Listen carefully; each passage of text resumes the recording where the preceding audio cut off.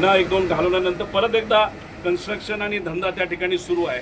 झालाय ना निकाल, तर उद्याच्या उद्या तुम्ही रद्द करा आणि जी काय जैन हॉस्टेल जी संस्था आहे त्या हॉस्टेलच्या नावाने त्या ठिकाणी तुम्ही ती जमीन करून टाका. एवढं सोपं आहे. झालं असं आहे की इलेक्शनच्या तोंडावर हिंदुत्वाच्या नावावर यांनी मतं मागितली आणि इथं 3,000 कोटी समोर दिसल्यानंतर यांनी जमीन हडप केली आणि तिथं जे मंदिर आहे जैन मंदिर ते सुद्धा अतिक्रमण दाखवलं गेलं. म्हणजे उद्या जाऊन ते मंदिर आपल्याला तोडता येईल आणि मोठी उंच मजल्याची बिल्डिंग तिथं बांधून 3,000 कोटी रुपये आपल्याला खाता येतील असा कुठेतरी मानस सत्तेतल्या काही लोकांचा होता असं आमचं ठाम मत आहे.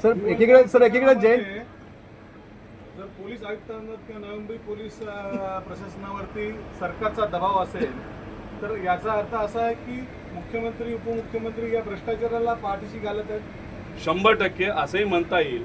आणि देवेंद्र फडणवीस साहेब पुरावा मागून पुरावा घेऊन सुद्धा जर काय ॲक्शन घेत नसतील तर मग आपण असं समजायचं का की कुठेतरी भाजपच्या नेत्यांचा सुद्धा या विषयामध्ये हात आहे.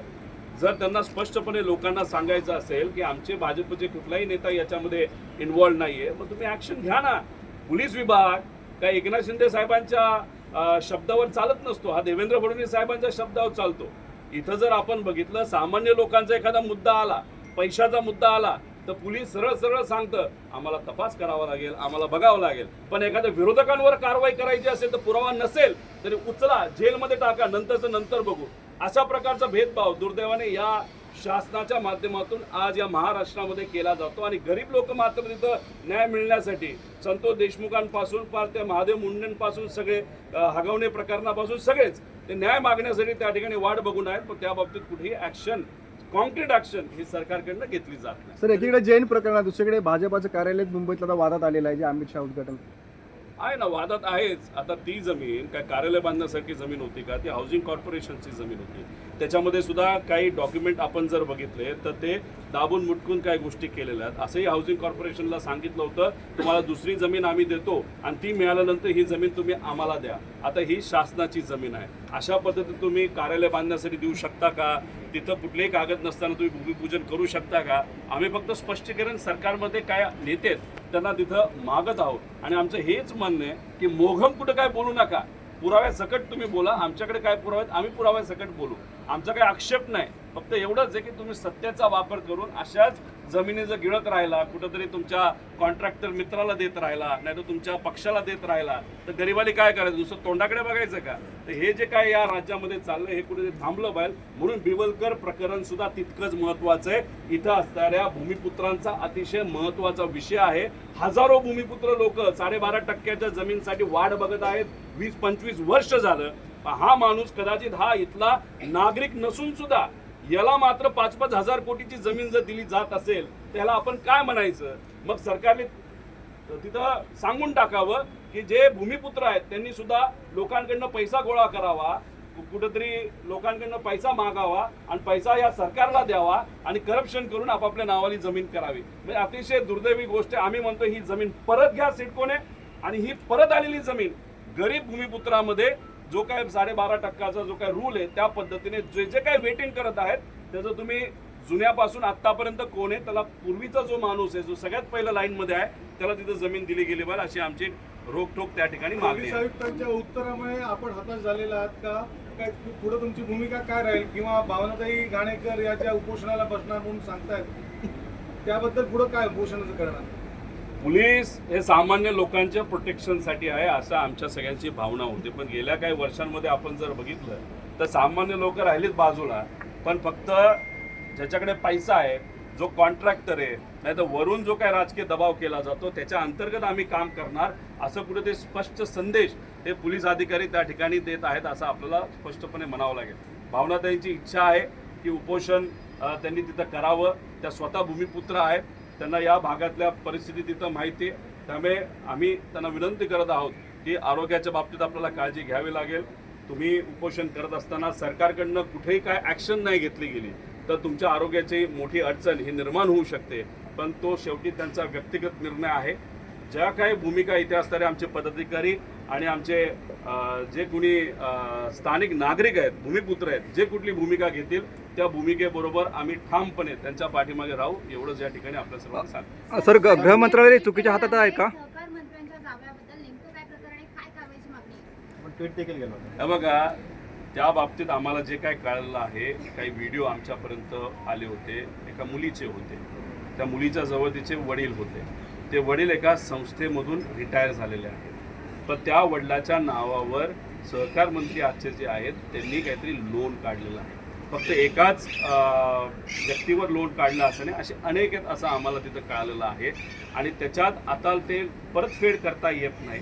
जेव्हा नेत्यांकडे हे सगळी लोक गेली तेव्हा नेत्यांनी सांगितलं अजिबात मी ह्या बाबतीत काय करू शकत नाही. आणि ह्या सगळ्या गोष्टी बघितल्यानंतर एवढं कष्ट करून आपण मुलांना शिकवलं आणि आता रिटायर झाल्यानंतर जे लोन मी घेतलंच नाही पण माझ्या मालकाली घेतलं, नाही तर संस्था चालकाली घेतलं, ते जर फेडण्यासाठी माझं अख्खं आयुष्य घालवायचं असेल त्यापेक्षा मरण स्वीकारलेलं योग्य असं म्हणून त्या व्यक्तीने, त्या माजी शिक्षकांनी आत्महत्या करण्याचा प्रयत्न तिथं केला. माझं एवढंच म्हणणं आहे की हा व्हिडिओ आमच्यापाशी आला, आमची एक जबाबदारी आहे तो आम्ही मीडियापर्यंत लोकांपर्यंत घेऊन जायला. पोलीस प्रशासनाने त्या बाबतीत सुद्धा कुठलाही दबाव अंगावर न घेता, दबावाच्या अंतर्गत काम न करता शहानिशा करून योग्य ती कारवाई करावी अशी सरकारला आणि प्रशासनाला त्या ठिकाणी मी विनंती करतो. और उदानी का इसमें क्या रोल है? अदानी उदानी का इसमें क्या रोल है? ये देखो, उडानी कौन, मैं उनसे मिला नहीं. शायद मुझे जो पता चला है उन्होंने भी एक केस बिवलकर के खिलाफ वहाँ पे की है. उस केस में बहुत सारे पुरावे उन्होंने वहाँ पे दिए हैं. वो केस अलग है या इस सिलसिले में होगी तो उनसे आप डायरेक्ट डिटेल में बात कर सकते हो. मैं व्यक्तिगत उनको मिला नहीं, मैं उनको पहचानता नहीं. ये जो केस है ये बिवलकर की केस है. यहाँ पे बिवलकर रिस्पॉन्सिबल है, यहाँ पे यूडी विभाग रिस्पॉन्सिबल है. और सबसे बड़ा रिस्पॉन्सिबल व्यक्ति कौन है तो संजय शिरसाट है, जो 22 दिन यहाँ पे चेयरमैन बनने के लिए आया था. एक ही दिन में उसने सिग्नेचर वहाँ पे की थी. और जो फाइल गरीब लोगों को 9 महीना नहीं तो 2 साल लगते हैं 42 टेबल्स पास करने के लिए, इस संजय सिरसाट ने वही फाइल 24 आवर्स में वहाँ पे पास करके वहाँ पे सिग्नेचर भी हो गए. और 5,000 करोड़ की गरीबों की ज़मीन ये बिवलकर के नाम पे वहाँ पे की गई थी. और वो ज़मीन, उसमें से थोड़ी ज़मीन कुछ बिल्डर को भी वहाँ पे कॉन्ट्रैक्ट हुई ऐसे मुझे लगता है. इसलिए वहाँ पे जो गरीब लोग या मध्यम वर्गीय मिडिल क्लास लोग घर लेना चाहते हैं उन्हें 2 बार सोचना चाहिए. सुप्रीम कोर्ट यहाँ पे इन्वॉल्व है, अलग अलग विभाग यहाँ पे इन्वॉल्व है. अगर वहाँ पे आपने घर लिया तो आपका पैसा वहाँ पे वेस्ट हो जाएगा. इसीलिए बिवलकर जहाँ पे इन्वॉल्व है, जिस ज़मीन पे बिवलकर का नाम वहाँ पे फोर्सफुली लाया गया है, वहाँ पे कोई भी घर न ले ऐसी विनती हम सब यहाँ पे करते हैं. ठाकरे कुटुंब आणि पवार कुटुंब यांनी एकत्र यावं असं प्रताप सरनाईक म्हणतात. मराठी माणसाने एकत्र यायला हवं. चांगलं आहे, पण ज्या माणसांनी या कुटुंबाला फोडलं त्यांच्यावर तुम्ही काय राहताय? म्हणजे एका बाजूला तुम्ही भाजप बरोबर आहात, ज्यांनी ठाकरेला फोडलं, ठाकरे परिवारांना फोडलं आणि पवार परिवारांना फोडलं, आणि तुम्ही मात्र या ठिकाणी बोलतात एकत्र आलं पाहिजे. मग फोडणाऱ्यावर पण तुम्ही एकदा बोला ना, पण तेवढं धाडस त्या ठिकाणी दाखवावं लागेल. पण चांगल्या प्रामाणिक भावनेतून बोलले असेल तर ठीक आहे. आम्ही मराठी माणूस म्हणून त्यांचं स्टेटमेंटचं त्या ठिकाणी फक्त ऐकण्यापुरतं ते स्वीकारतो. पण शेवटी ज्या माणसाली, ज्या व्यक्तीली, ज्या पार्टीली त्या 2 मोठ्या परिवाराला फोडलं त्यांच्याबद्दल मात्र तुम्ही काय बोलताय हे सगळं लोक बघून आहे. पंकजा मुंडे असं देखील म्हणतात की दुसऱ्याने जर गेम केला तर यावेळी कोणालाही सोडणार नाही निवडणुकीसंदर्भात. कदाचित पार्टीतल्या अंतर्गत तो विषय त्यांचा असावा आणि त्या प्रत्यक्षपणे कदाचित महाराष्ट्राच्या CM बद्दल बोलत असावे असं आपल्याला वाटतं. महाराष्ट्रातील जे गृहमंत्री आहे ते चुकीच्या हातात आहे का? फलटण प्रकरण, बीड प्रकरण बघता अशा किती केसेस तुम्हाला पाहिजे? कारण का तर पोलीस स्टेशनमध्ये सर्वसामान्यांचे सगळ्या जर तक्रारी नोंदवून घेतल्या जात नाहीत. पुण्यामध्ये आपण जर गेला तर पुणे हे शिक्षणाचं माहेरघर समजलं जायचं. आज गुंडागर्दीचं माहेरघर तिथं झालेलं आहे. दिवसा डवळ्या लोक गोळ्या घालतायत. त्याच्याच बरोबर पासपोर्टचा विषय आपल्या सगळ्यांना माहिती आहे. नेत्यांचं पाठबळ त्यांना त्या ठिकाणी होतं. म्हणजे हे कुठंतरी हे राज्य आता 2014ला सुद्धा आणि 19ला सुद्धा आपण जर बघितलं असेल आणि 24ला सुद्धा, तर त्याच्यामध्ये जेव्हा इलेक्शन लढलं गेलं तेव्हा भाजप आणि मित्रपक्षाबरोबर मोठ्या प्रमाणात गुंड हे आपल्याला दिसत होते. ते पुरावे आम्ही सोशल मीडियावर त्यावेळेस तिथे दाखवले होते. जेव्हा हे सरकार 2024ला सत्तेत आलं तेव्हा गुंडांना असं वाटायला लागलं की चला आता आपलं सरकार आलं. गरिबाला वाटत नाही ती वेगळी गोष्ट, पण गुंडांना असं वाटायला लागलं आणि ह्या कॉन्ट्रॅक्टर आणि पैसे चोर लोकांना की चला आता आपलं सरकार आलंय आणि मग अशा लोकांना पाठबळ, जसं बिवलकरला आता पाठबळ हे शासन नाही तर प्रशासन त्या ठिकाणी देत आहे, अशा चोरट्या लोकांना जर ते पाठबळ देत असेल तर असंच आपल्याला म्हणावं लागेल की दुर्दैव असं आपल्याला म्हणावं लागेल की या राज्यामध्ये अशा प्रकारचं हे सरकार आहे आणि होम मंत्रालय सुद्धा अशा गुंड लोकांना पाठबळ देत आहे. बेवलकर असं देखील म्हणतात की गृहमंत्री म्हणून नकारक्षम ठरले तसं वाटतं का? आता पुरावे मागितले, पुरावे दिले, अजून काय दिलं पाहिजे मला सांगा. आता मी ट्विट आज परत करतो की जरा वेळ द्या, सगळे पुरावे त्यांना देतो, पण त्या बाबतीत ते काहीच करणार नसतील तर सोयीची भूमिका राजकारणामध्ये सातत्याने सोयीची भूमिका घेणं म्हणजे चाणक्य नीती आपल्याला म्हणावं लागेल. कधी कधी आपल्याला मोठं मन दाखवावं लागतं, लोकांच्या बाजूली आपण आहोत हे दाखवावं लागतं. त्यामुळे त्या ठिकाणी चाणक्य नीती बाजूला ठेवा, कारण चाणक्य नीती आपल्याला काय सांगतील, काही करा पण जिंका, कोणाला मारायचं मारा, डोकं वापरायचं वापरा, नाही तर काही करा. पण आज इथं संवेदनशील व्यक्तीची जरूरत आहे, योग्य असा निर्णय घेणाऱ्या व्यक्तीची जरूरत आहे. आम्ही देवेंद्र फडणवीस साहेबांकडे त्या अनुषंगाने तिथं सुरुवातीला बघत होतो, पण त्या बाबतीत कुठलीच कारवाई ते करत नसतील आणि CP साहेबांवर अशा प्रकारचा दबाव जर तिथं आम्हाला दिसत असेल तर मग कुठंतरी आपल्याला हेच म्हणावं लागेल की होम मिनिस्टर साहेबांच्या कार्यालयातूनच या सर्व पोलीस प्रशासनावर दबाव हा या लोकांच्या वतीने, बिवलकरांच्या वतीने त्या ठिकाणी दिला जातो. बेवलकरांनी काही दिवसांपूर्वी पत्रकार परिषद देखील घेतली होती. त्यांनी असं देखील म्हटलं की जो नवी मुंबई एअरपोर्ट बनतो ती देखील जमीन माझी होती. मग आता त्या विमानतळावरती वन विभाग झाडं लावणार की काय? थोड्या दिवसांनी जेवढी प्रकरणं आम्ही सर्वजण काढू, कदाचित बिवलकर असेही म्हणतील की अख्खी नवी मुंबई माझी आहे, अख्खा महाराष्ट्र माझा आहे. जो व्यक्ती गव्हर्नमेंटच्या म्हणजे शासकीय जमीन या माझ्या आहेत असं बोलून चोरी करून पैसे जर तिथं गोळा करत असेल तर त्याच्यावर किती आपण विश्वास ठेवायचा. एवढे पुरावे आम्ही सर्वांनी त्या ठिकाणी दिले आहेत. आता शासन जर या बाबतीत काय करणार नसेल तर आमची शेवटची अपेक्षा ही सुप्रीम कोर्टच आहे आणि सुप्रीम कोर्टच्या माध्यमातून योग्य ती कारवाई पुढच्या महिन्यात केली जाईल अशी अपेक्षा आपण सर्वजण करूया. थँक्यू. नामांतरणाचा वाद पुन्हा एकदा चिघळलेला आहे. विमानाला दिवा पाटलांचं नाव देणार सांगितलं होतं, भूमिपुत्र पुन्हा एकदा आक्रमक झालेले, तुम्ही कशा पद्धतीने बघताय? इथले काही आमदारांचे पोस्टर त्या दिवशी मी बघितले जेव्हा नरेंद्र मोदी साहेब हे उद्घाटनाला आले होते. काही लोकांनी तिथं असंही सांगितलं होतं की मी माझं नाव बदलणार, मी राजकारण सोडणार. आता त्याच दिवशी जसं गोव्याला पर्रिकर साहेबांचं नाव बोलता बोलता, भाषण करता करता मोदी साहेब बोलून गेले की या आपल्या मोठ्या गोव्याच्या एअरपोर्टचं नाव आता आपण तिथं पर्रिकर साहेबांच्या नावाने ठेवणार आहोत. इथल्या भूमिपुत्रांची अपेक्षा होती की नवी मुंबईचं जे मोठं एअरपोर्ट आहे तिथं सुद्धा दिवा पाटील साहेबांचं नाव त्या ठिकाणी दिलं जाईल अशी सगळ्यांची अपेक्षा होती. पण 5 मिनटं झाले, 7 मिनटं झाले तरी भाषणात मुद्दाच त्या ठिकाणी निघेना. म्हणून मागच्या बाजूला तुम्ही जर बघितलं असेल तर लोक उठून जायला निघालेली होती. आम्हाला जी माहिती तिथं आलेली आहे की त्याच्यामध्ये कदाचित भाजपच्या एका मोठ्या नेत्याचं नाव तिथं दिलं जाईल असं चर्चा तिथं आहे. नाहीतर RSSच्या एका प्रमुख व्यक्तीचं नाव त्यांना तिथं दिलं जाईल, कारण RSSला पण खुश करणं फार BJPसाठी महत्त्वाचं आहे. त्यामुळे दिवा पाटील साहेबांचं नाव बाजूला ठेवून अशा काही लोकांचं नाव पुढं केलं जाईल. पण हे कधी करणार, जेव्हा स्थानिक स्वराज्य संस्था ही होऊन जाईल तेव्हा कदाचित ह्या गोष्टी करतील. जर त्याच्या आधी केल्या तर नवी मुंबईमध्ये यांची सत्ता येणारच नाही असं आम्हा सगळ्यांना तिथं वाटतं. भाजप प्रकल्पग्रस्तांच्या भावनाशी खेळते असं वाटतं आपल्याला? सामान्य लोकांच्याच भावनेशी खेळते.